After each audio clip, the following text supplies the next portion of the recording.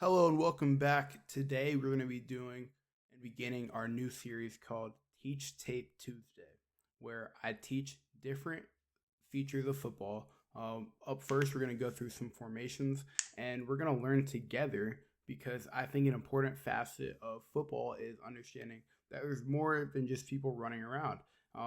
Football is very complex and it can be very beneficial to just understand basic stuff like the formations that are happening.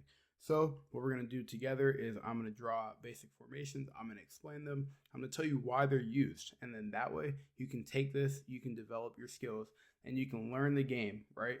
I have a fiance. I have siblings. I teach them all the time. I've coached sports. It can be difficult, but with the help of this video, I hope I can teach you the various ways that football is played on the defensive side, and then we can move to the offensive side another day. So first things first, a 4-3 defense. So I'm going to draw the offense first, and this box is the center. Okay, so the center is going to be there. We're going to have guard, tackle, guard, tackle. We're going to have the quarterback, who's the Q, and then the F, which is the running back. Now, the goal here is we're just going to build a base formation. Because we need to kind of just give a look to go based off of. So with this being the look we're going based off of, we're going to build a defense that is a 4-3 that is used in the NFL, used in college, we use in all levels of football as one of the base formations before you make alterations and make some of the movement. So this is just a regular offense. Now, with the 4-3, it's important to understand that the 4 comes from the amount of defensive linemen. The 3 comes from the amount of linebackers. So 4 defensive linemen. We have a defensive end. The defensive end, their job is to stop the quarterback. They're going to rush the quarterback. And then on run plays, they're playing their gap and they're going to stop the running back. So their goal is to tackle. Then after that, we have our 3 tech. So just to label them, defensive end, 3 tech. Now, 3 tech means they are on the outside shoulder of the guard. So in football, there's a numbering system. So we have A, B, B, C, C. Okay? Now, A equals 1, B equals 3, C equals 5. And that's how you kind of go based off of where the person is in relation. And then with the special circumstance we have here, this would be a 7 because you're between the tackle and the tight end. So the 3 tech plays on the outside shoulder of the guard in the B gap. So we'll leave these up because they're useful for knowledge and purpose of what the defense does. But then on the other side, because you have a 3 tech, you're going to have a 1 tech. They're going to play in the A gap. So 1 tech, and then you're going to have a defensive end again. So these are the 4 linemen you see in a base 4-3 defense. Now, after that, you want to get to your outside people. So 4-3 is, there's 11 players on defense. So with 4-3, you're going to have 4 linebackers, or you're going to have 4 defensive line, 3 linebackers, and then 4 secondary people. So right here, we'll have a person. This is the cornerback. Now, there's multiple types of cornerbacks. There's different names for them. So whenever there is 4 defensive backs on the field, otherwise known as DBs, then you have a free safety, a strong safety, and then another cornerback. So for the defense, the way that you see it, you have cornerback, strong safety, free safety. But the important thing to note is different systems will have different names for these positions. So while this is a cornerback, my team or some other teams might call this the boundary corner because they are near the boundary. The boundary is where the sideline is and is outside the field of play. Whereas this cornerback on this side could be called the field corner. They play on the side with more field. So they're still a cornerback, but they play a certain position within. So this 3-tech, right, is also known as a defensive tackle, but the official name is 3-tech. This 1-tech, same thing, defensive tackle, but they're known as a 1-tech. And then behind the secondary, or in front of the secondary, but behind the line, we have who makes the 3, the linebackers. Now, the linebackers have an important role because on defense, they are in charge of being the tough guys, essentially. So we're going to go ahead and just make, because this is the boundary side on the left, we're going to go and make the right side the field side. So I'm going to put an S there, and then we'll have the Mike, and then we'll have the Will. So the Mike, their job is, and I'm going to circle them in green, their job is to call the defense. If you've heard a broadcast, they call them the green dot. Their job is to get the defense set to make sure that everyone is on the same page, and they normally are in charge of everything going on. The Will, this dude, their job is to be strong and be able to take on blockers, be able to stop and help in the run game. Whereas this person right here, the Sam, their job is to be in coverage more. So they're playing on the side with field because they have to play in space and they have to be able to cover the shifty and the shorter wide receivers. Now, the W and an M, so just to write it out so that you understand again, W equals Will, M equals Mike, S equals Sam. So this is weak, middle, strong. This is how you determine kind of where the players are. So like I said, this is the base, right? And then just to write it out for everyone, for all positions, DE, defensive end, DT, defensive tackle,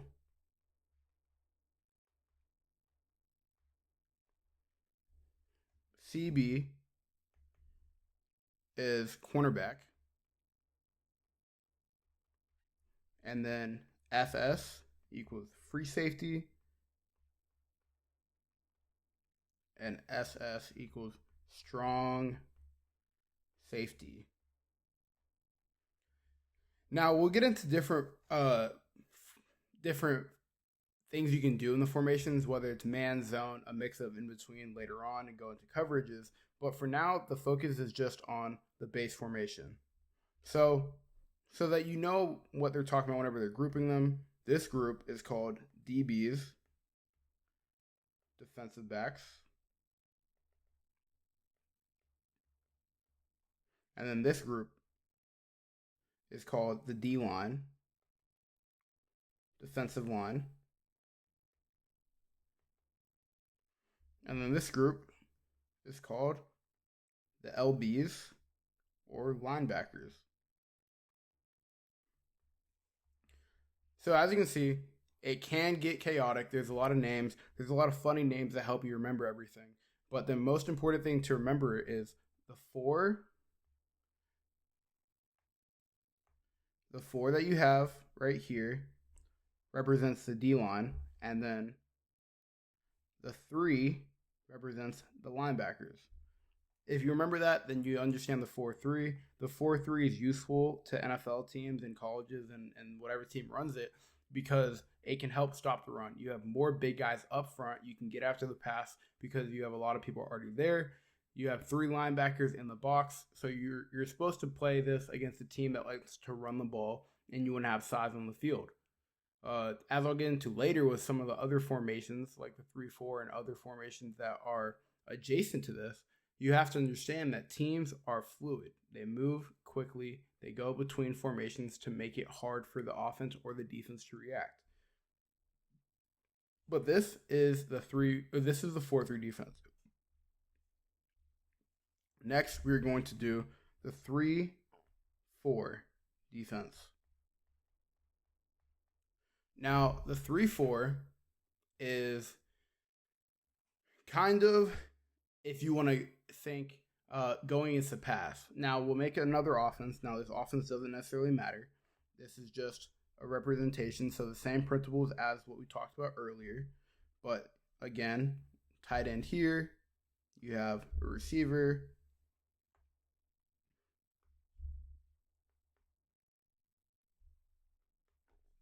And then we'll put the quarterback. They'll be in shotgun. Shotgun means they're not next to it. And then the F is the running back. So here we're going to do the 3-4 defense. Now, the 3-4 defense, as I talked about the 4-3, it goes D-line first, and then that's how you determine. So for the 3-4, it's important to understand that you kind of move everyone closer within the D-line, and then the linebackers are playing either overhang. So there's two ways to go about it. There's the overhang, and then there is whenever they play a little closer. So we're going to go ahead and box this up. We're going to make two versions of the 3-4 because either version is kind of useful.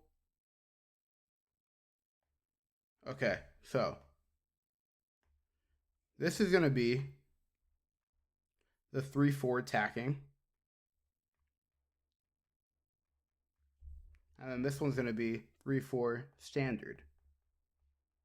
I'll explain the differences, but just know that the 3-4 is versatile and can do a lot of things. So, 3-4 standard has 3 defensive linemen and then 4 linebackers. So, we're going to go ahead and put the NT, which is the nose tackle, who's a defensive tackle, but this time he's lined up over the center, right? The center is the important person that snaps the ball to the quarterback. Next, you're going to take your D lineman and you're going to place them. So you're going to have a defensive end here and then a defensive end here. Now comes in the linebackers, and this is what makes it different than the 4-3. Again, you use this if they're going to pass the ball a little bit more. So you have the Mike, the Will, and this is the same as earlier, the Mike and Will. And then on the outside now, my team called it Bandit. Other teams call it different things, but we have the boundary, and then you have the field, right? And we called it Bandit and Rover. So Bandit, and then Rover. And then so the way we Bandit, boundary, and then Rover, field. And then with this, you kind of have a shell. You have more people that are further back. So there goes our 7 people up front, and then we have another cornerback, and then the free safety and strong safety. The NFL uses a lot of 2 high, which means 2 people higher, 2 people at the highest level. So we'll go ahead and make this brown line the high level. This is too high because you have 2 people that are higher than this level, the free safety and the strong safety.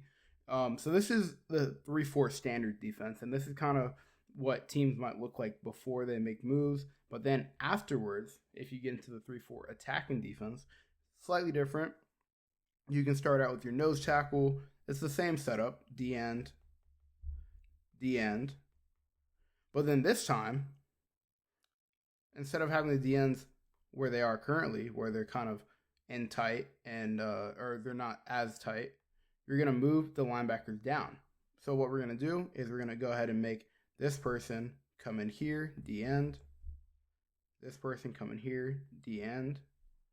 And then we're going to have the outside linebackers. So OLB. These can be the same Bandit and Rover. They just came down. And then now they're lined up on the line. So this is the line. Now they're lined up on the line. From here, you have your Mike and your Will, your cornerback, your free safety, and strong safety.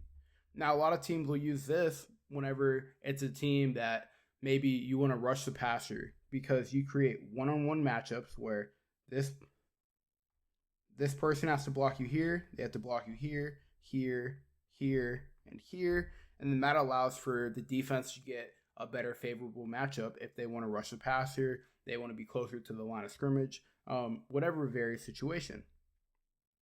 Next, we're going to go to nickel. So nickel is essentially 5 DBs. So before it was based on the linebackers and it was based on the D line, but now it is based on the defensive backs. So looking at this right now, you're going to have 5 defensive backs. So it doesn't matter how many linemen you have up front. So we're going to go ahead and draw the offense as we have been. We'll go ahead and make it slightly different this time, but it's the same concept. And then we'll have Y here, and then the Z, QB, and the F. So right now, does not matter if you have 4 up front or if you have 3 up front, but you're just going to set a D line. Okay, so we're going to go with the 4-man front just because that's what I think is probably easier to understand. You go ahead and put your D tackle, D end, and then behind that, now you think I need a guy who can play in coverage. They're normally smaller, they're faster, they're also a cornerback, they're just playing on the inside. So we call them the nickel back because they are the 5th back. So free safety, strong safety, and then this person, nickel back, and they're covering this Z right here. Other teams call it like the star, or whatever different thing you want to call it. I know I've heard it be called the Apache, but there's a nickelback. And then after that, you have the Mike and the Will. So you still get the same amount of people on the field, but now you're a little bit faster. You're better against the pass. The nickelback is used to guarding other receivers, so they can do the same thing a cornerback can do. Nickel is one of the more new formations, but a lot of teams have taken and liked it, so they continue to use it. And when you use this type of formation, you can have a lot of success if the other team wants to pass the ball a lot. The only negative is you have less big bodies in case they want to run. Next, we're going to go to double mug. Now, double mug is one of the ones that is a little more advanced, and I've seen it run on the lower level a little bit. But with this one, you are essentially taking what we said about having more people, and again, it can be run out of nickel, it can be run out of whatever package, but you're moving people closer. So we're going to go ahead and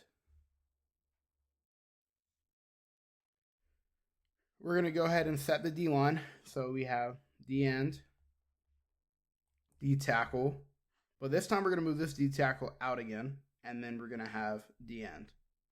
Why? Because we're going to move the Mike and the Will up, and then does not matter what you have behind it, but we'll go cornerback, free safety, strong safety. Okay? So we have 6 people that are on the line. 6 people on the line. And then you have 1, 2, 3, 4 in the secondary. And then you could have one linebacker who is out here and then can potentially move inward to kind of play where the Mike would be, right? But with this, the Mike and Will can drop out here, or they can go here and they can overload the offense. They can make the offense's job harder. We'll put the quarterback here and then the F. They can make the offense's job harder by going here and here and making them have to get blocked. But double mug is also something teams like Minnesota use because it confuses the offense. You don't necessarily know where the pressure is coming from. And there's a lot of overall success whenever it comes to blitzing. We went through double mug. We went through nickel. We went through 3-4 attacking. We went through 3-4 defense. the standard, and then we went through the original 4-3. We went through some of the terminology of linebackers, D-line, DBs, and we learned that NFL defenses are complex. Even though it seems simple, it seems like all you're doing is run around, there's a lot going on. If you liked this video, if you thought it was helpful, please leave a like, leave a comment down below if you learned something, or if you want me to explain something, and I appreciate you. Have a good rest of your day, and I look forward to teaching more on Teach Tape Tuesday.